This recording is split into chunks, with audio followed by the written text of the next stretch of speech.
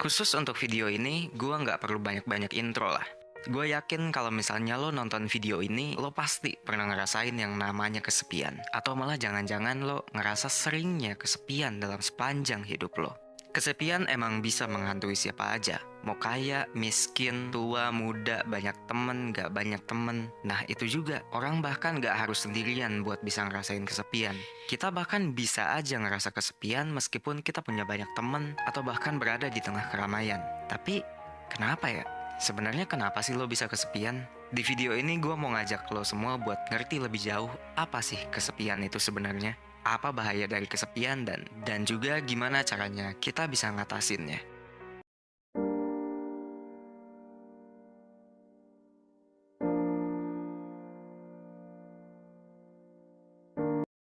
Oke, yuk kita mulai. Lo semua pasti ingat bahwa kita dari dulu nih biasanya diajarin bahwa yang namanya manusia itu adalah makhluk sosial. Tapi tahu nggak sih kenapa gitu? Apa sih maksudnya dari manusia itu adalah makhluk sosial? Nah, menjadi makhluk sosial itu sebenarnya arti utamanya adalah manusia itu baru bisa berfungsi secara optimal ketika ia hidup di dalam sebuah tatanan sosial tertentu. Dan ini juga udah terjadi sejak zaman prasejarah dulu nih. Contohnya gimana? Nah, misalnya nih, manusia zaman dulu, sebagian ada yang berperannya sebagai pemburu buat cari makanan, sementara ada yang bertugas jaga wilayah juga, ada yang masak, ada yang rawat anak kecil, dan adalah tugas-tugas lainnya juga.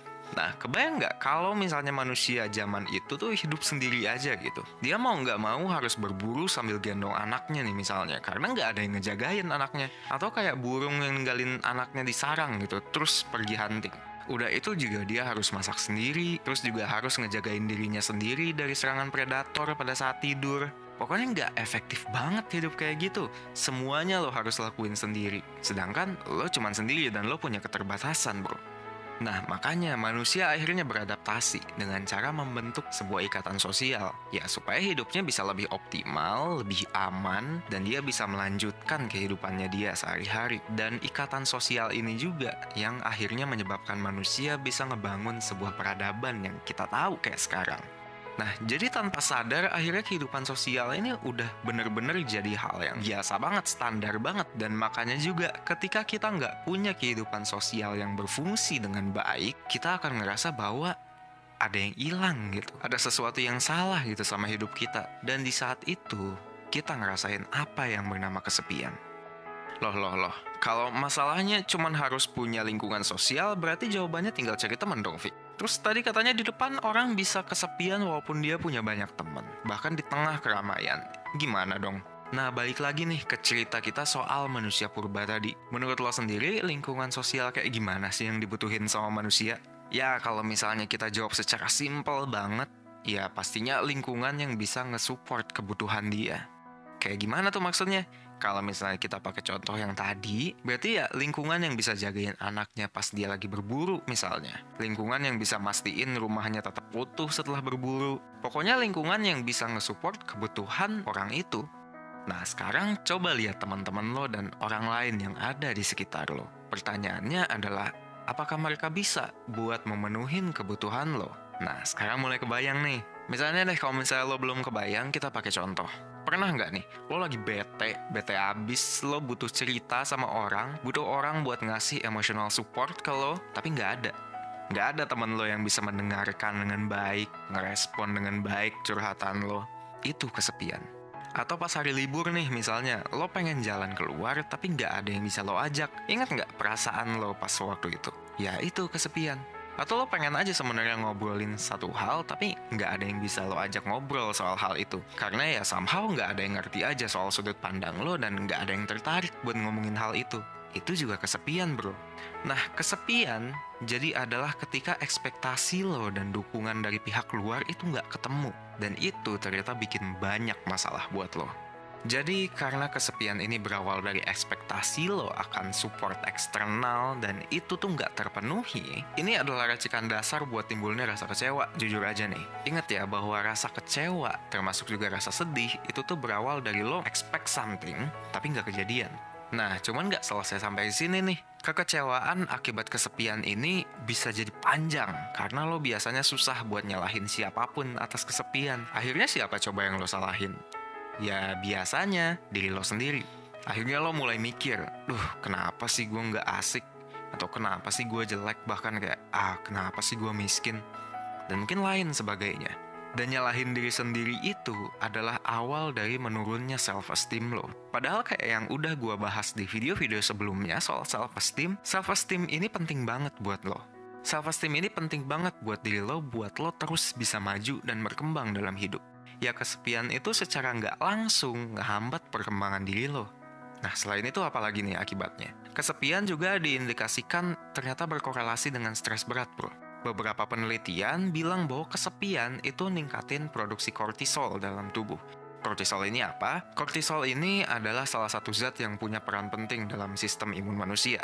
Kalau lo terus-menerus merasa kesepian, produksi kortisol dalam jumlah banyak di tubuh lo ini bakal terjadi terus-menerus. Akhirnya apa? Sistem imun lo jadi berantakan ritmenya. Dan secara nggak langsung ini bikin lo jadi gampang jatuh sakit. Akhirnya lo nggak seproduktif biasanya. Bahkan nih, banyak penelitian udah ngeliat bahwa orang yang sering ngerasa kesepian, itu resiko kematiannya meningkat.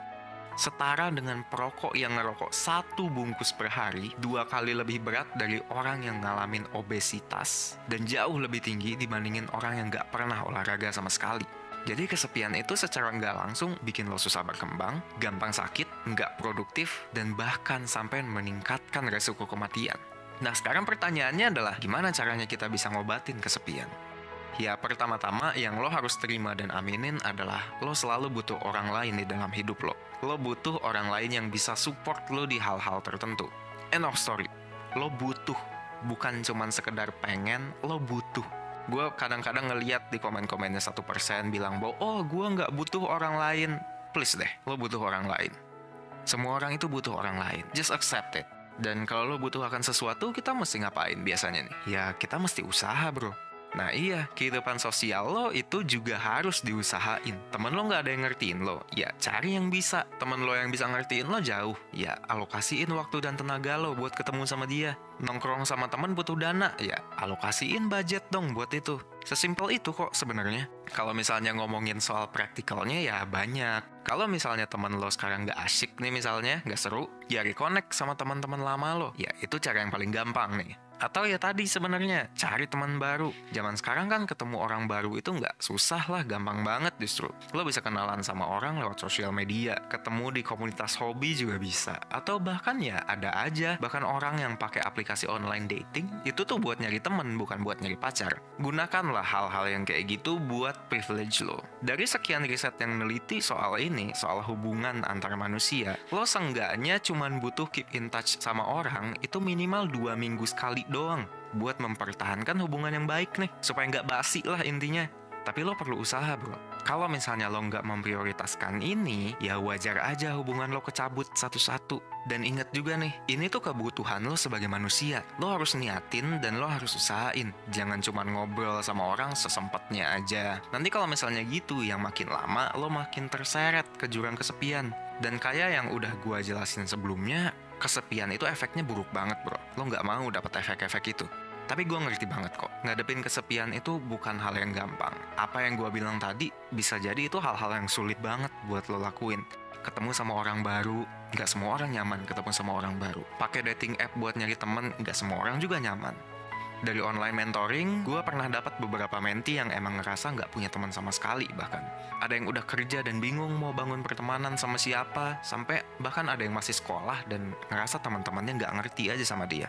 Kesepian itu bukan hal remeh, boy. Kesepian itu disebabkan karena kebutuhan dasar lo sebagai manusia. Kebutuhan lo untuk bonding dengan seseorang itu nggak terpenuhi.